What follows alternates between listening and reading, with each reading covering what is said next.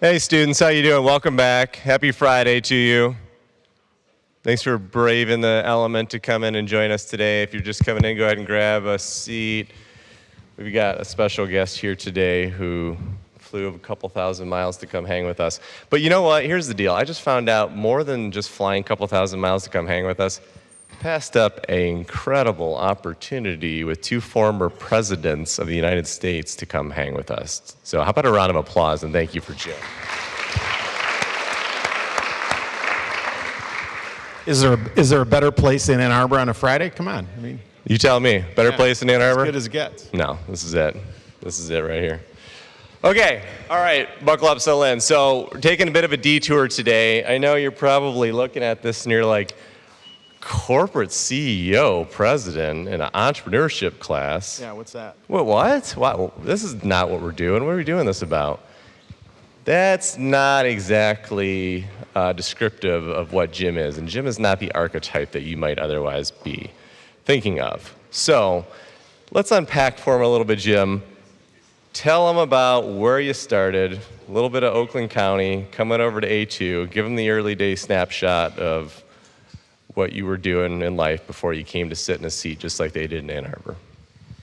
Yeah, the seats are a lot nicer than they were when I was here. So I grew up in the Detroit area, ended up graduating from high school in Rochester, came here in 1984, and was going to go into business. That was sort of what I wanted to do. Ran out of money. So after 2 years, a bunch of reasons for that. So transferred to U of M Dearborn, graduated from there, and then I did like a lot of folks do, and a lot more folks probably did 40 years ago, as I started in the automotive industry. I started at General Motors, so that's those are the early days. Okay, all right. Well, I want to unpack two parts of that. If you can, they're young. You were young at that point. What were some of those reasons you ran out of money? What was the situation there? Can they relate? Family situation where, I was paying for some of my college and my parents were helping, and my parents' situation changed and just made more sense for me to work and go to school at the same time. So I couch surfed a lot in Ann Arbor, so spent a lot of time here all 4 of those years because my closest friends in the world are still, we're still here, so, and still are today. So, it was a lot of miles between here and all around. Okay, very cool. And show of hands, how many of you actually know of U of M Dearborn? Okay, decent amount. Okay, just had to do a little pulse check. Jim and I are both Dearborn grads, so a little close to home. Yeah, that's right. We share that. Yeah, we share that. Okay, so that all happens. You go to Dearborn, do some couch surfing, come back out here to Ann Arbor and decide automotive's it. That's what I want to do. You get your BBA, you get your Bachelor's in Business Administration. You go into automotive, unpack that for them. This is with one of the big 3, GM.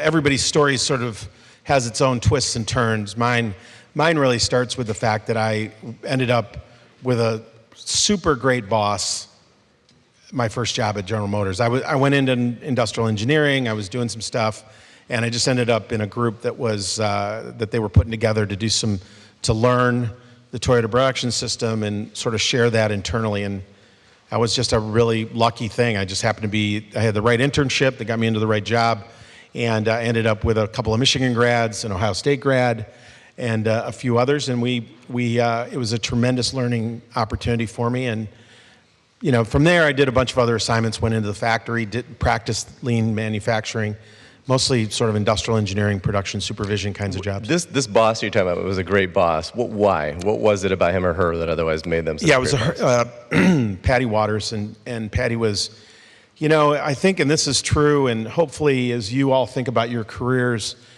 finding the right boss is really, I think, the right person to work for is just so important, because particularly early on, you can take a job, and we always say you don't leave a job, you leave a boss. And so often you want to work for people who are committed to your learning, they're committed to the development of you. And Patty was just one of those sort of servant leaders that really thought her most important job in life was to help those that work for her find their career path. And we were all early career people, so that was super important to us, and she was just really committed to that. I just love that you unpacked that. Absolutely, so true. finding the boss, not the job. Okay, so you go, you work for Patty, you do GM. You don't stay at GM forever, though. You go to Danaher. No, I went to Allied Signal, which is now Honeywell. Okay, Honeywell. Yeah. Okay. Yeah. All right. And again, fell into a great situation. Worked with, ended up in a group, sort of teaching lean manufacturing, sort of internal consultant to a bunch of automotive supplier businesses that I was part of. Had another great person that I worked for, Mary Petrovich, who's kind of a bit of a famous person. You might see her name on some buildings around here. And Mary was an engineering grad from here and was a great leader, still is a great leader. And Mary took a real commitment to the same kind of thing. And so had an opportunity then to go run a plant and then for a few years, but wasn't there very long, 3 years, and then I went to Danaher. That's right. You know, with those two bosses, what was it that you were doing as an employee that you knew they were great bosses and they cared about you, but how did you kind of return that full cycle? How did you otherwise show them that you valued them, you thought they were a great boss? Well, I think it starts with the relationship you have. Number one is, like in every job, you got to produce, right? Whatever production looks like. If you're in a development job, you're part of an innovation team, whatever. But at the end of the day, results matter. And I think my focus on that, my focus on progress, was probably an important thing that they saw in me. And I think from a standpoint of building relationships, I think it's always really, work is, no matter what you do, entrepreneur, go work for a company, whatever, at the end of the day, it's a lot about relationships and the relationships you build, the network you build. And I think those things are really important. And and I think in the case of making sure that I understood what their goals were and helping them achieve those goals as well. So okay. Thank you. Appreciate that. Okay, so Signal over to Danaher. Yep. Okay, and unpack for them what Danaher is at that point in time and what you're doing. Yeah, so it's one of the most unknown companies probably that I think I'm sort of famous for working for companies that nobody's ever heard of. How many of you heard of Danaher? I didn't before I started. There you go. So today, Danaher is a $200 billion market cap life science and diagnostics company. It's one of the leading diagnostic tools medical companies in the world. At the time, it was very small, and it was mostly an industrial company at the time. And I joined mostly out of luck. I had a recruiter that was bugging me a lot and kind of caught me at a weak moment and said, "You really ought to meet this team."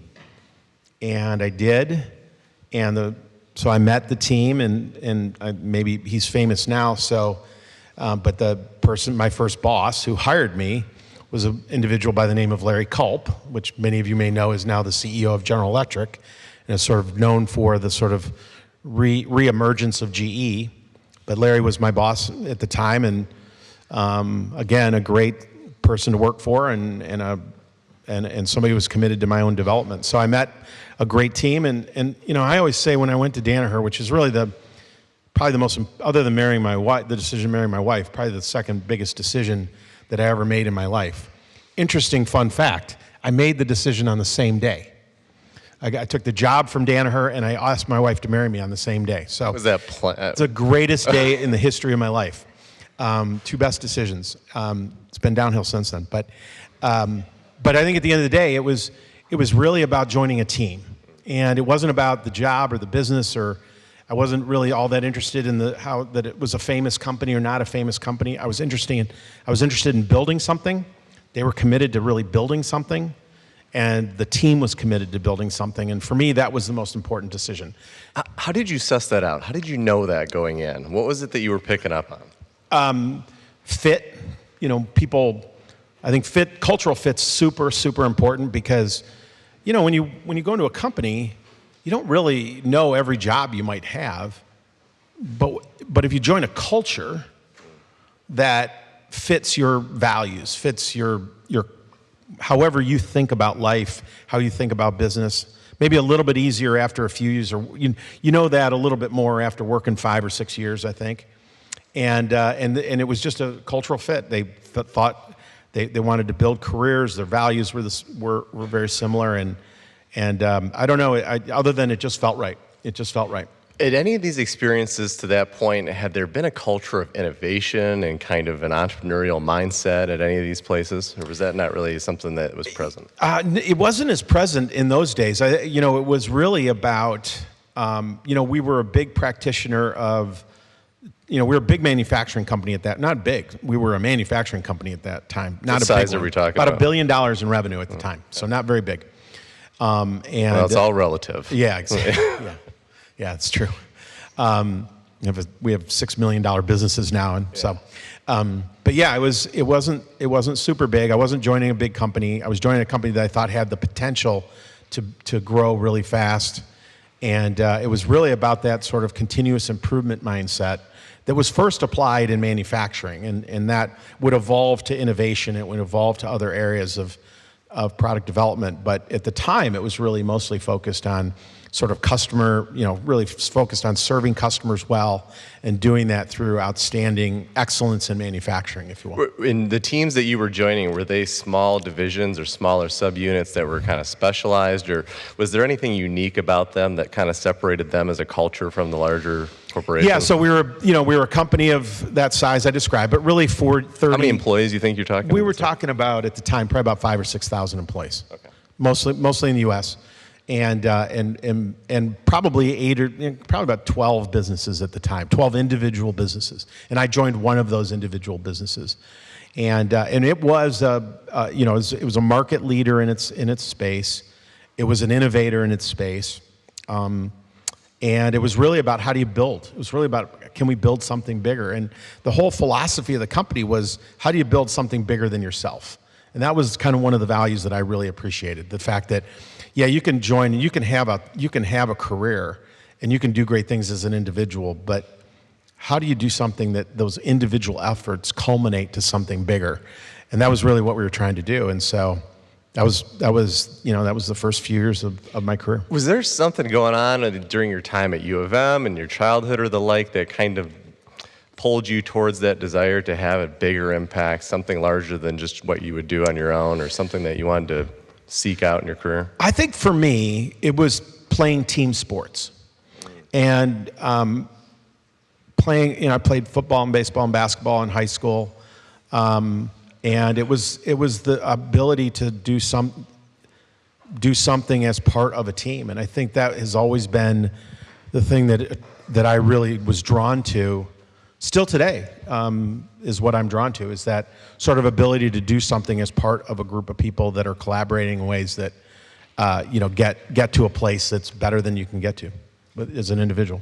Yeah, and there's such a fascinating connection between the notion of team sports, a team mentality, and academic pedigree, and really the intertwining nature of educating young people on that it's hard to appreciate when you're here, but once you get to the outside world and you start to be able to look back on it, it's pretty clear. And you see and if you think about entrepreneurship, maybe to link it to some of the, if you start and we'll talk about this later, but we have a number of startups in our company, and that's a team.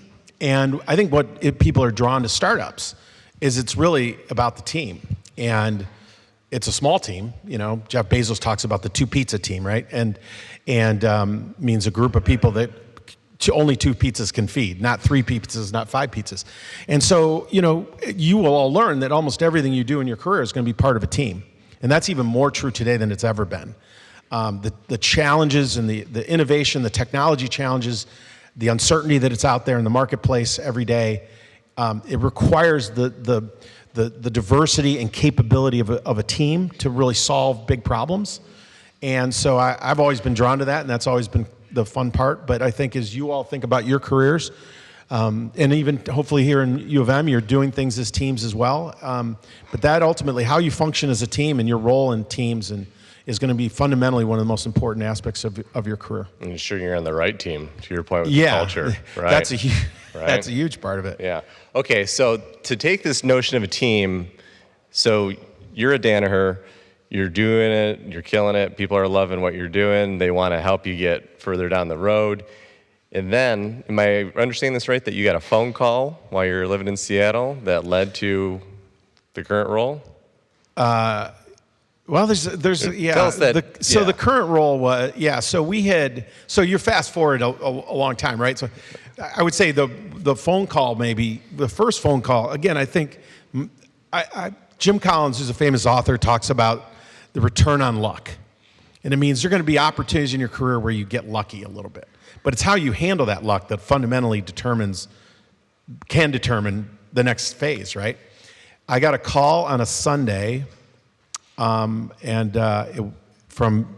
my boss at the time that said, I was living in Pennsylvania. We were living in Pennsylvania, running a business, and somebody said, "Hey, we'd love for you to. We need a new president in business out in Seattle. Would you think about taking that job?" And I put my hand over the phone and I said to Maureen, "Hey, you want to live in Seattle?" And she said, "Sure." And so I said, "Okay, yeah, we'll do it." So I literally made the decision in like two seconds. Went out. And then we moved to Seattle, and it was a great job. Then we acquired a big business in Seattle that I wasn't part of, but fundamentally went there. So I was just right place, right time. Again, luck. Happened to be there, and then sort of my career kind of took off from there. And then, as you said, then we decided to split the company in two. And I got a call and said, "Hey, would you like to be the CEO of the new company?" And I said, "Yeah, sure, that sounds fun. So let's do that." Okay. And I don't want to skip over an important part of what you're talking about here, because part of your story, part of your success, to your point about being on a team, is having a partner who's supportive of you and able to otherwise share in the successes and failures with you. As they're thinking about that in the future, they're out there figuring out who their partner is going to be in life. What are the key elements to know? How many years have you been married? 29. 29 years. Okay. What's the secret to 29-year marriage? That's a good question. But this can be edited however you want to. So I would say mutual respect is the first thing that comes to mind. We're partners in everything. And I think you're not always going to agree on everything. And so at the end of the day, the level of mutual respect is super, super important. And, I think that's the first thing that comes to mind. We have a deep respect for each other. We treasure each other's opinions. And, we've got 3 great kids. We're super lucky in a lot of ways. We've been really fortunate and blessed in so many ways. So, but I think if Maureen's wandering around Ann Arbor right now, but I think if she were here, she would say that. I think she would probably say the same thing. Okay. And the ability to laugh at yourself. That would be the other one. I think a little humility. A little bit of humility and the ability to laugh at yourself and know that you're not always having somebody. For me in particular, it's somebody who can call me out on things and really understand that I might be the CEO of a company, but when I come home, it's a 50-50 relationship. Okay. That's super helpful, because one of the notions that we try to really educate around, not making a noise with it, but it's not moving forward. Haley, would you mind flipping that forward if you could? Next slide. You got a sound. It's pretty cool, though. It's kind of a nice sound that I get to work off of. So one of the things that we educate all around with this notion about the entrepreneurial mindset is having humility and having hubris. So whether you're having that at home or you're having that at the workplace, someone who can check you, mission critical, be it founder, CEO, husband, wife, partner, whatever it would be. In addition to everything we normally talk about, where Jim is so uniquely positioned to talk to us today, of course, as you're hearing him unpack, is the notion of leadership, the notion of taking on a team and leading on a team. So now we're up to present day. Jim is the CEO and president of Fortive. You got the phone call, said you wanted to take this company to split. Sure, yeah, I'll do that, no problem. Break down for them what Fortive is. How many of you heard of Fortive before?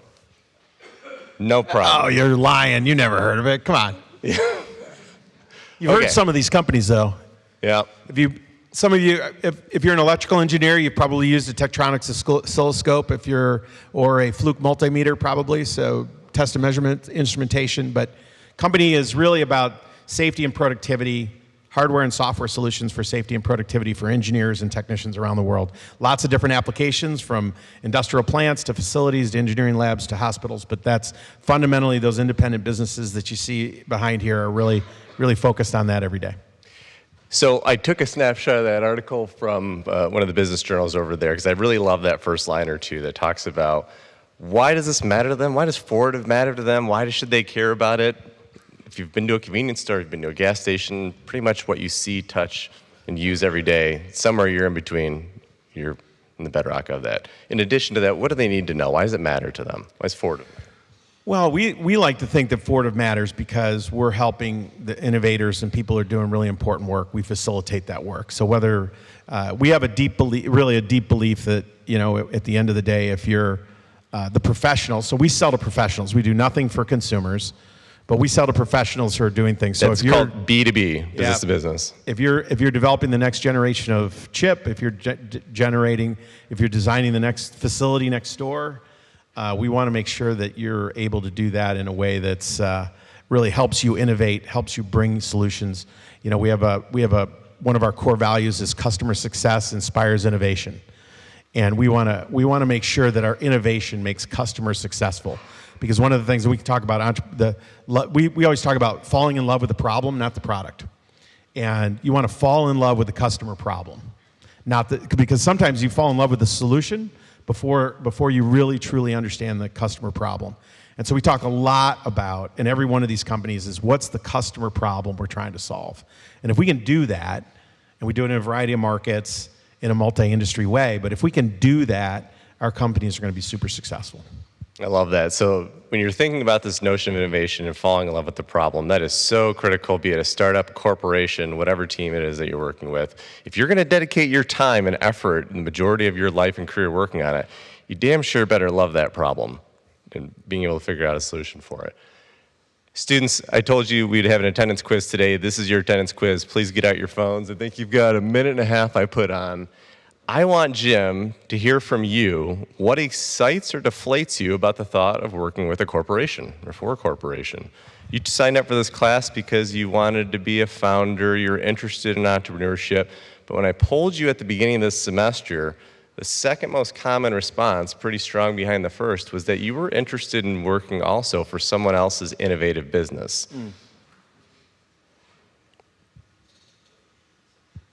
Go ahead and hop over responses if you don't mind.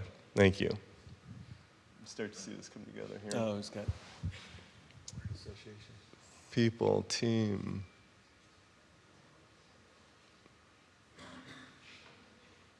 Secure. Bureaucracy. I like that.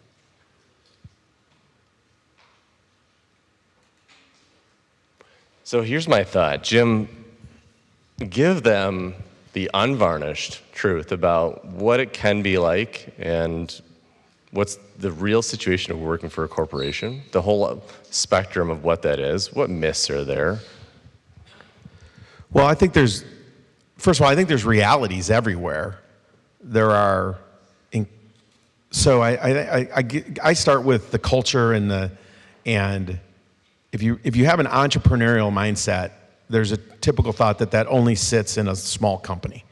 And it clearly does. I mean, we'll talk a little bit about our relationship with Pioneer Square Labs and how we start businesses up internally. And we protect those small teams sometimes from the larger team. So, you know, there are advantages to being large and scalable, the resources that come with it, the customers that come with it, and the ability to innovate. I think one of the great things is when you work for a bigger company is you have customers. And when we start a company up or we partner with someone to start a company up, one of the things they like partnering with us is because we have customers. You know, one of the biggest challenges with a startup sometimes is you have a great idea, but how do you get in touch with people who actually want to buy what you're selling, right?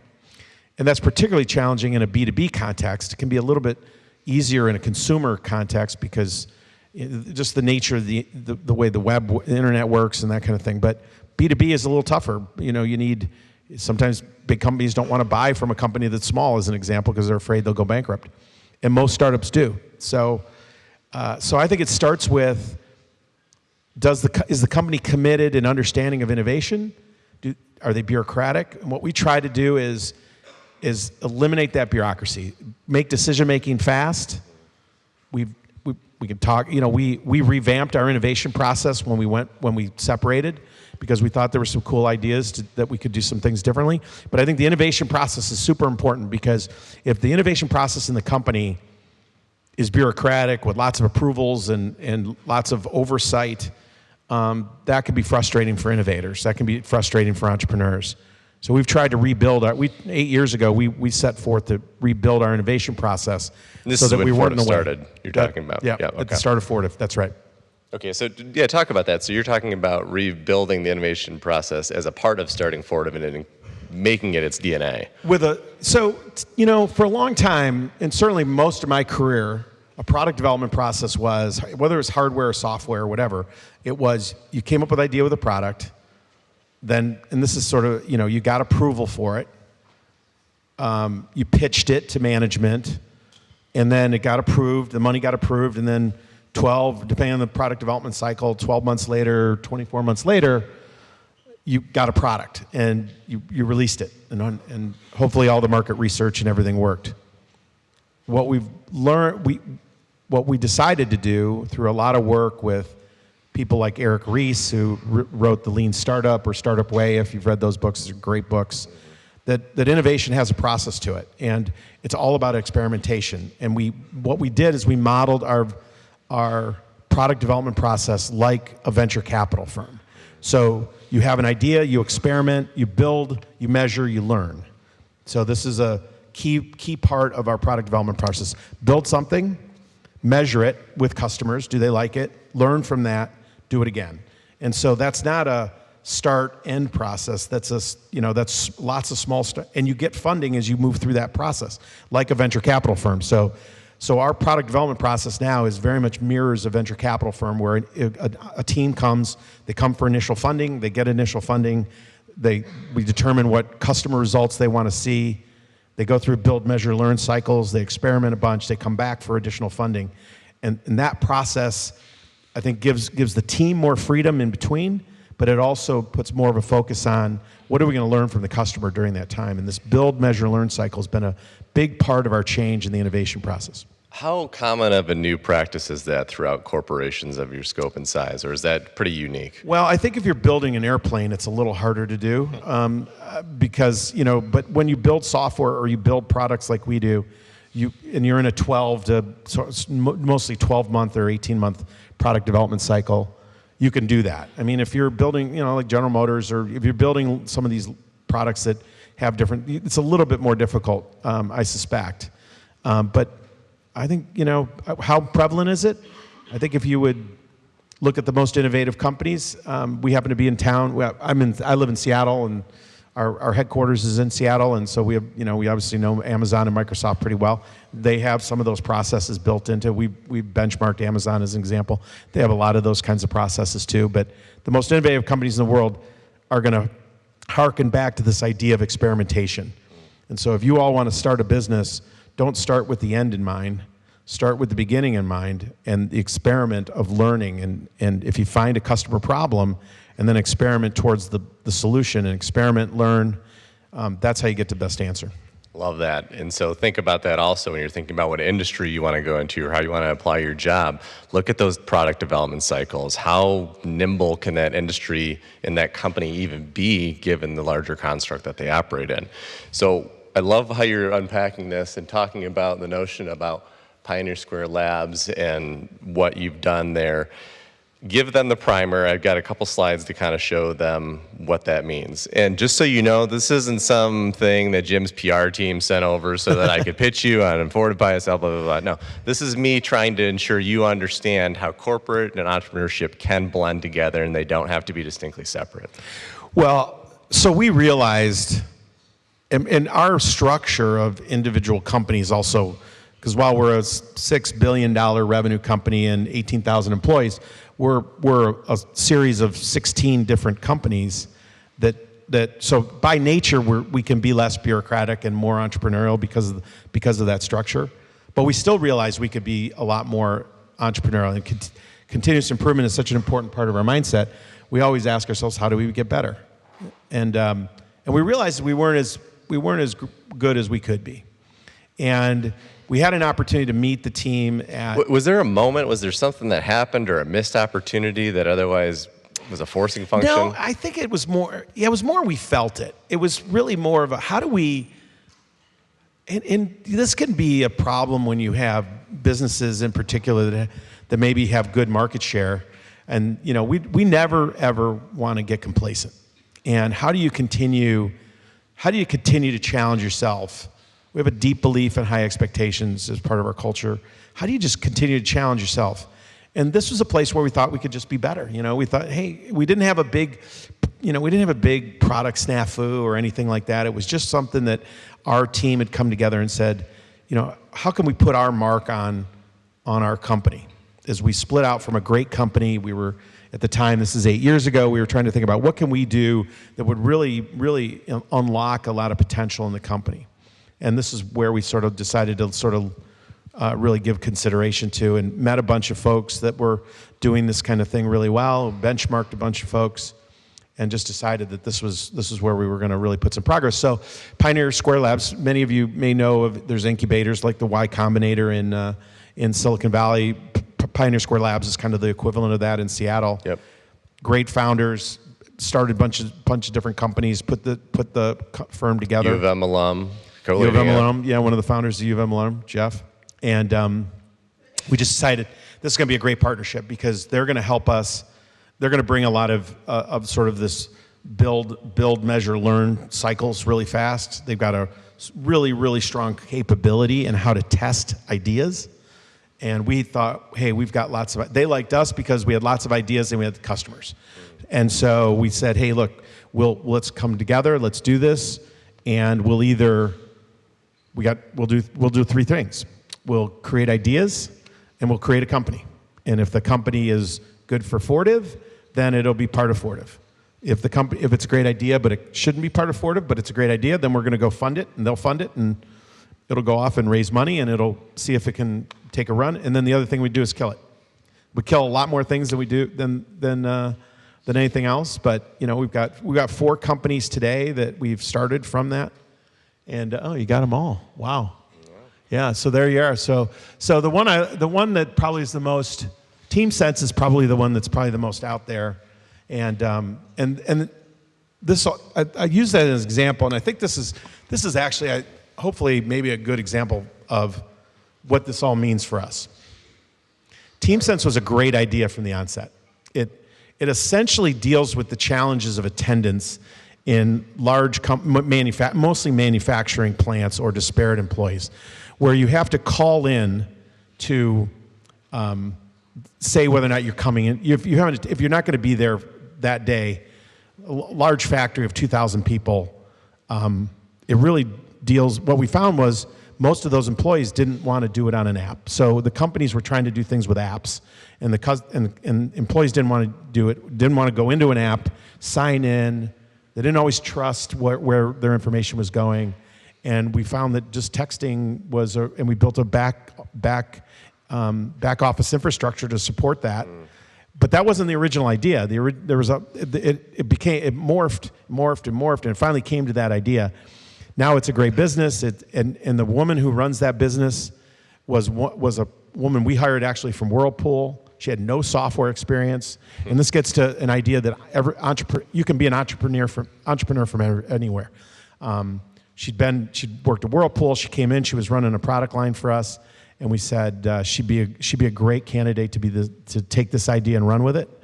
And now she's the CEO. We're an investor in the business. We decided that it wasn't something that we necessarily met what we wanted to do from a Fortive standpoint, but it was a great idea. So we're an investor, and they're off running with that business. And I think it's a great example of so our employees love it because they have an opportunity to be a part of startups. Sometimes those startups will come back and be part of Fortive. Sometimes they'll go become an independent operating company, and they'll go be, they'll raise money. They're raising another venture round here shortly, and we'll see if it ends up being a great company or not. Right now, it's a great idea, and they've got, several $1 million worth of revenue now, and we've got a bunch of others that are, in those.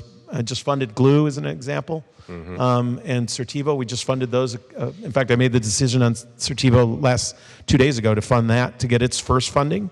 So it's literally starting right now. We have a CEO, we've got a chief technology officer, and one other person, and we'll see if that has a go. So if you want a job as a founder, this is a really good way to get it. Yeah. Think about the application though, same exact thing as startups, right? You're finding a problem set, you're looking for whether there's a market there, you're trying and iterating upon products, and then eventually starting to experiment with deployment and the like. Love the example with that. Part of what's really cool in my mind about this is that when you're talking about the DNA of Fortive, not only were you were you prioritizing the notion of innovation and ensuring that there was an opportunity to cut through bureaucratic red tape and really kind of get things moving. The notion of continuous improvement, I know you're huge on, and you hold your annual conference every year with the employees around the world to make sure that that's a priority. But then you've also ensured that the priorities of the company are aligned with the values that you have and that the company should have in caring about the world and making things better holistically. Talk to us about what that's like to balance that when you're talking about an 18,000 person operation. Yeah. Well, first of all, we have a shared purpose, which is essential technology for the people who accelerate progress. Well, what does that mean? Well, we got a bunch of businesses that do different things, but at the end of the day, we want to make sure essential technology really means we want to make sure that we're bringing the best technology to customers to solve their biggest problems. And for the people who accelerate progress, it really means we want to be in markets with customers who are changing the world. And when we can do that, that's pretty exciting for everybody. So that's kind of the foundation. You start with that. And this all sounds perfect when words come out of my mouth. At the end of the day, it's anything but perfect. It's sloppy and at times. And then it comes down to your beliefs, both as a leader, but also as a leadership team, but also as a culture. We have this deep belief in humility because we have a deep belief in continuous improvement, and we have long-standing decades of evidence that if you want to have a continuous improvement culture, you have to be humble. You have to always ask yourself, how can we be better? So that is foundational to how we think about everything, are we humble? Hubris is the enemy of great. And so we always start with this, how can we be better every day? And that's in innovation, it's in product development, it's in how do we make customers more successful? If we can just start with how do we get better every day, that's really where we wake up every day. And then can we do that in an inclusive, collaborative environment? We're in a great place. And so we want to do things with teams. We're really team oriented. You can see some of the pictures here. And at the end of the day, we want to make sure that we give people the tools and the talent and the development to be able to be successful. And if we can do that, we can live our shared purpose every day, and customers are happy, and inevitably shareholders are happy. We are a public company. We got to be profitable. I'm so glad you said, because that's what I say. Let's unpack that for a second here, because I think as members of the general public who don't work for Fortive, don't own stock and the like, we look at it and it's like, okay, there's a corporation who's trying to do the right thing, trying to make progress towards the goals that we all share, that we all need for a better planet and a better world. How do you balance that with shareholder demand for return? And I can't imagine. One of the great advantages of, quite frankly, the U.S. capital system is the fact that we have venture capital, we have equity capital, we have the best functioning equity markets in the entire world by a factor of a bazillion, and that funds innovation, and we should be incredibly proud of it, and we should have a deep belief that that system works incredibly well. That said, we always want to make it better, right? And so when I think about how we think about as a public company, we have shareholders. They invest in our company. They expect a return. Our goal over the long term is to produce financial results that give them a good return. But we also have, and this is where a board of directors comes in, and this is how do you make sure, though, that your maybe a short-term goal doesn't harm a long-term goal? And managing the short-term and the long-term is certainly how we got to run the business that way. And I think we've got lots of ways to do that, and but it's always, a quarter. If you're a public company, you've got an earnings call and you've got to talk to shareholders a lot. If you're a private company, if you're a startup, you've got shareholders. There's Called fewer them, of them. yeah. They're called, but you still have shareholders, right? You still have people who Your want to, VCs, your angel investors, whoever it everyone is, expecting a return. and so, we're investors in a number of startups. We don't just say, hey, good luck, we'll see you in 5 years. We talk to them every month. We say, how are we building the business? How's the product coming along? How are we getting new customers? The conversation's a little different when you're a startup versus a company that's public. But at the end of the day, the shareholders expect return, and our capital markets fund a tremendous amount of innovation, and that's why companies can thrive the way they do. And we've got 100 years of great history and great examples of that from 100 years ago to what now, right? And that system, while not perfect, generates tremendous benefit, and we just have to focus on always making it better. And as part of that, as a public company, we got to focus on making our company better. In the pursuit of happiness, in the pursuit of better, in the pursuit of the opportunity. And for us, that's one of the things I really have learned from over the years, excuse me, that we've worked with Pioneer Square Labs and we've had these startups. I don't think 8 years ago I could have talked as confidently about entrepreneurship and about startups as I can today, given our own experiences with starting businesses up. And the jury's still out. Wherever that list is, those businesses still have a long time before they become scalable, a long time. And I suspect of all those businesses up there, several of them won't make it. In fact, one of them hasn't made it, but at least one or two. So but by the same token, the ones that will do great things. So, that's a pretty exciting place. Well, and the notion of even trying it, I feel like is something that every time I talk to employees at Ford over at PSL, they really underline that's a core element of the culture there, about not being afraid to fail. Yeah. Being willing to try, appreciating that trying is better than not ever making an attempt. I have a good friend of mine who started a biotech company. It was really successful, and he's now on to his next startup. And I was talking to him about this, like when you're developing a drug, right, which is a really long time, how do you think about this idea of taking risk and failure, And because our cycles are short, our failure cycles are usually 3 months, maybe 6 months, maybe a year at best. But by and large, that build, measure, learn cycle and ultimately will lead to a failure. And we want to fail fast, and we want teams to take risk, and we want to make sure that they don't take big risks. They take the risk in small portions, and that's why that build, measure, learn cycle is the way it is. That's why venture capital is the way it is so that fundamentally you're not taking the big risk, you're taking lots of small risks, and in that you shouldn't be afraid to fail.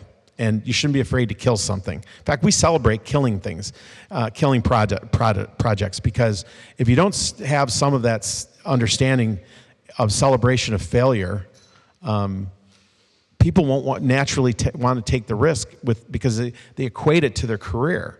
Some people are just naturally that way. I suspect some of the great entrepreneurs of our time fall into that category. That they just didn't care, right? They just went for it, and those are great stories, but not everybody's wired that way. And so what we want to try to do, we again, it gets back to that belief I said a little bit ago. We think anyone can be an entrepreneur, but that doesn't mean everybody has the exact same DNA for it. And so how do we create an environment where more people can be entrepreneurs? And so that means adaptability. It means a heavy emphasis on curiosity. And then this idea that, hey, you can fail, but don't make the big failure. Fail fast. Well, and part of what I'm hearing you talk about is the notion, and I have to imagine when you're hiring people in, accounting for their comfort with failure, accounting for their comfort with risk-taking and risk mitigation must be critical to the hiring process. It's something that I always want to try to make sure they walk away with, and it's something we talked about a little bit last week with Nina Reyes. The notion and the vital importance of being able to understand the need to advocate for yourself in your career, and being able to actually have conversations that are uncomfortable to you, that are going to feel like the opposite of humility because you're speaking about your accomplishments and what you've done and why you deserve to be compensated or the like.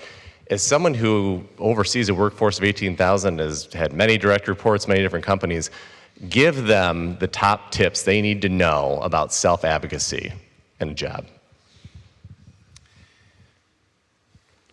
What's effective and what is not? I would say number one is you want to join an organization that is committed to your development.